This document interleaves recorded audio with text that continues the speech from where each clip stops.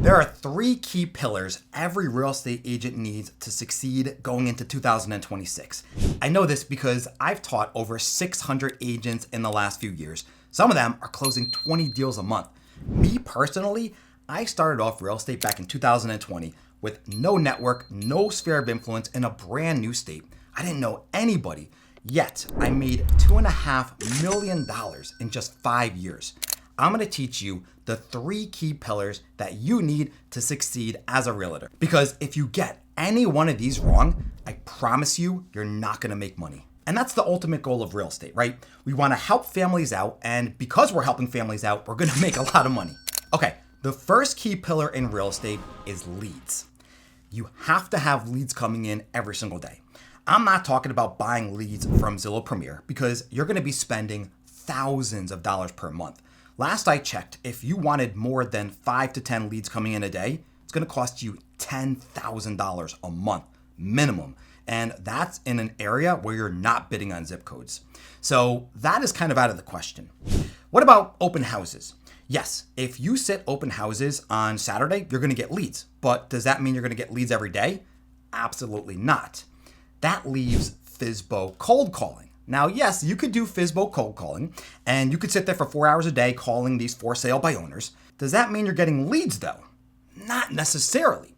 You're talking to a lot of people that own houses, but how many of them are actually going to end up using you? So that one is kind of out of the question because A, too many people are doing it, right? It's oversaturated. If you call a for sale by owner right now, I guarantee you they have 50 to 100 agents calling them a day.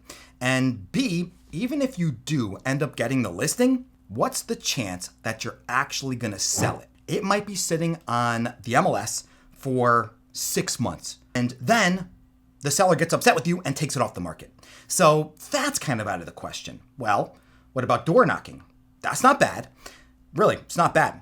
But again, it's an oversaturated lead generation system that too many agents are doing right now. And most people do not like walking up to strangers' doors, especially in this world where, everybody's on their phones 24/7, human interaction getting a little bit more difficult. So door knocking, kind of out of the question. That leaves another lead generation strategy. That is my personal favorite, rentals. So me personally, I get 100 to 200 rental leads every single day right now. In 2025, I'm getting thousands of these rental leads every single month. And there's multiple ways to do this. A lot of the ways to get these leads are 100% free.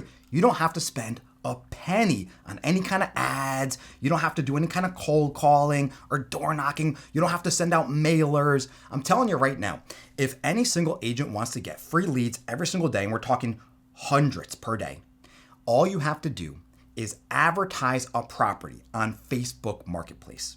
That's it. Now, you have to keep in mind, these are rental listings, okay? And these are not your own rental listings. So what do you have to do? All you have to do, if you don't have something like Any Broker Advertise, or is it okay to advertise in your MLS, you have to call the listing agent and ask them for permission, basically, to advertise their property.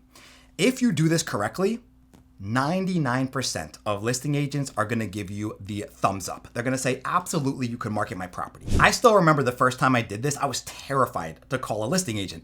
It was an idea that I came up with back in 2020 when all of my other strategies, like I was mentioning before, the door knocking open houses, they weren't working for me because I was a brand new agent and nobody was going to trust me with the biggest purchasing decision of their life. So I thought outside the box. I figured rentals were the way to go. I call up my first listing agent and, really a nervous energy. And they said, absolutely, I'm just doing this for a favor for the landlord, so they'll let me sell their house one day. Of course you can advertise my listing. Please try to bring me a tenant. I remember the first family I helped out. I ended up making, about $800. And it was the best feeling in the world because I actually accomplished something as a brand new agent with a brand new strategy that I had created out of thin air. And now I get to teach other agents exactly how to do this. So once you get this listing from a listing agent, you put it up on Facebook Marketplace. You're going to get leads streaming in almost immediately. Seriously, within a few hours, you might have 5 or 10 leads just sitting there. And eventually, as you scale, you're going to have hundreds of leads coming in per day if you do this correctly. So once you get a lead to reach out to you, what do you want to do? You want to make sure you go into the second pillar. Now, remember before I said there's 3 key pillars in real estate? Pillar number 2 is clients, okay? So you can get all the leads in the world, but what if you aren't good at converting a lead into a client? Then you might as well not even get leads to begin with. It's your communication and your sales skills that are gonna help you with pillar number 2 in real estate, which is clients. So to convert a lead to a client, here's my suggestion. You have to watch different videos on sales and communication. There's a lot of YouTubers out there that teach these kind of skills. I mean, even take, for example, Jordan Belfort, right? The Wolf of Wall Street. I'm sure everybody's seen that movie. If you go and watch his YouTube channel, he combines both communication and sales. He actually has something incredible. And guys, if you're watching this right now and you're thinking, what the hell is this guy talking about? Communication, sales? Why do I need that? I'm in real estate. Guess what? You're a salesperson. You're a salesperson. You're trying to sell yourself. You're not trying to sell a home. Never. I don't care what you're doing, right? I don't even care if you're doing a for sale by owner strategy. You're never trying to sell the home. You're trying to sell yourself. You're trying to sell the person that you're working with on working with you. Okay. So that's why sales and communication skills are critical. You have to learn these. And that's why we turn leads into clients. Okay. So here, watch. If you have a system to do this, let's take Jordan Belfort's system, for example. He has something called the 10 tonalities system. It's where you're gonna change your cadence, your tone, your pitch. It's basically communicating in a way that makes people trust you, because that's what makes the very best communicator and salesperson is when somebody can fully trust you. When you call somebody on the phone or have a conversation with somebody, I don't care if you're doing my rental strategy, I don't care if you're meeting somebody in the grocery store, you have 4 seconds to capture them as a potential client. If you don't sound like an expert, if you don't sound confident and sure of yourself, first impressions are going to ruin the entire relationship. They're never gonna fully trust you. So that's why you really need to practice how you're speaking. Take me, for example, right now. Throughout this video, you probably saw me raise my tone. You probably saw me lower my pitch. You probably saw me pause. You probably saw me speed up really fast. That's because I learned the 10 tonalities. Now, anybody can learn this, and you could use this and apply it to real estate. Because when you're trying to convince a lead to work with you and turn them into a client, you're trying to sell them on the fact that you are the best agent for the job, especially in your area. So not only do you have to learn all of these skills, you're gonna have to have knowledge about the housing market in whatever area that you're in. Say, for instance, you're doing a strategy that involves farming, right? Which I do not advise doing in 2025, because if you're trying to farm an area, that means you're limiting the amount of eyeballs that you have on you. But let's just say you are. If you're in a particular area, you have to know every single aspect of it. If you're in a neighborhood, how many houses are on that neighborhood? What's the average square footage? What's the price per square foot going for rent, for sale, right? Like, are these houses just built? Are they old houses? Are they 2 levels? Do they have carpet in the majority of them? All of these things make a tremendous difference, because when you talk to a client and they ask you a question, you never want to sit there and have to think about the answer. You need to be snappy about it, okay? Because that's what makes an expert communicator. You're confident because you know what you're talking about. So let's say you like everything I'm saying right now. Let's go back to the strategy I was talking about before, how I do my rental system, which has made me over $500,000 a year for years now. Once you have your leads reaching out to you on Facebook Marketplace, try to get them off as fast as possible. You want to get them on the phone. Seriously, get them on the phone as quick as possible without scaring them away. If you can do that, your job is to now set them up in your MLS so you can show them other properties just in case that initial property doesn't work out. Oh yes, it's great if you get half a month's rent commission for that first property, or if you get $300 or $400, doesn't matter, right? Because we're doing volume here. Okay, so once you get them set up in your MLS, so you're showing them other properties, you have to be smart about showing your properties, because now we're on the second key pillar right now, and that's working with clients.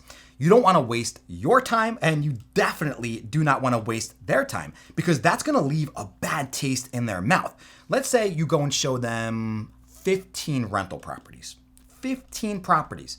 You know how long it takes to show 15 properties, driving from this one to that one, showing the property? We're talking at least 15, 20 hours of complete wasted time. Right now, I don't show more than 0 to 3 properties at the very most. I'll talk about how I show 0 properties in a second, but the max you ever want to show is 3 properties. If you are showing more than 3, you have a problem. You're messing up somewhere along the way when you're working with the client. And I'm going to try to fix that for you right now. So there's 3 ways to do this, right? The first way, when you show 3 properties, you're kind of just having them pick out their top 3 favorites. That's okay. But if you're not digging deeper into every single property that they send you and making sure it works for them, then you're wasting time. Think about it. If you go and show a property and in the tenant's mind, they don't want a property that has 2 floors. They only want a ranch, a single level home. But you go and show them a property that has 2 floors and has stairs in it. That's a complete waste of your time and their time. So these are the kind of questions you have to ask the tenant before you even set the showing up. There's a million things that you can ask them before you actually show them the property. Beyond that, the best way to do this is actually pre-qualifying them with a rent spree, credit background eviction report, rental application, proof of income, and driver's license. In my mind, I call this a pre-offer. So you're basically pre-qualifying them like you're working with a buyer, right? You would never show a buyer a home before they get pre-qualified with a lender. So why are you going to show a rental property if they haven't got a rent spree application done, like a rental application? And you don't have to use that service. You could use any service that you want, as long as it's widely accepted in your area. But I want to caution you, that strategy is for experts only.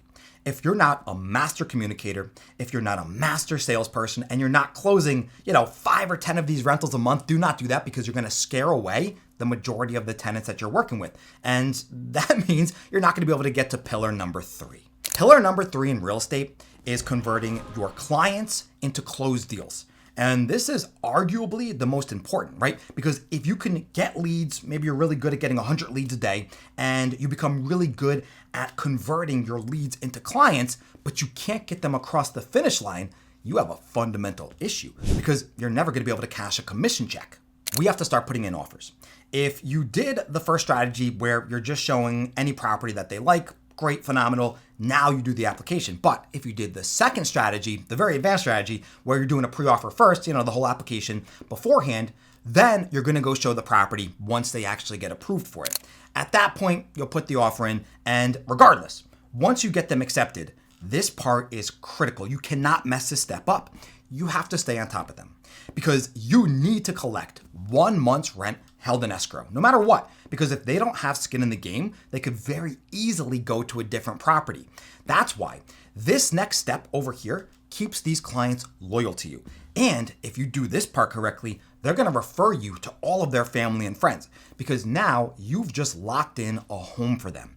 You've done a lease agreement, maybe you apply to the HOA, you have the 1 month's rent in escrow, and they feel safe and secure knowing that they have a place to move in at the end of the month. So they're going to brag to all of their family and friends about you. I've closed over 900 of these rental deals in the past 5 years. So I seriously have a new referral almost every single day, because everybody tells their best friend or their cousin or their mother or father about me, and they want me to represent them because I did such an amazing job. And that just means more business. I'm serious. If you do this, you can easily close 10 to 30 of these deals every single month, because at the end of this phase here, you're going to turn your renters into buyers, which is critical if you want to scale in the long run. But going back to the third pillar, working on the closed deal, we need to make sure that we get the tenant to the final walkthrough. And we need to make sure that they bring all of the move-in monies and they get the keys. Also, if the property is in a different condition than when you showed it in the beginning, you're going to have a lot of issues. You're not going to get them to buy a home with you later on, and you're certainly not going to get any referrals. So this part, believe it or not, is really important. Most agents, they think once the lease is signed and once they have the deposit done, their job is over. But that's not true, because if you leave a bad lasting impression, you're going to lose out on making millions of dollars. Remember, before I told you, I've made $2.5 million in 5 years because I've practiced all 3 of these key pillars and I mastered each and every one of them. Let me give you one more pro tip that's going to change the way you stay top of mind. At the final walkthrough, get a magnetic business card and put it on the client's refrigerator. Every single time they open up that door, they're going to think of you. So guess who they're going to use when they want to buy a house? You. Okay, so now that we've gone over the 3 key pillars, let's just recap really fast. We have to get leads every single day. That's number 1. We have to be able to convert the leads into clients. That's number 2. And ultimately, we have to be able to convert the client to a closed deal, meaning we have to get them to the finish line, which is number 3. If you want to see exactly how I do this strategy, I go a lot more in depth in this video right here.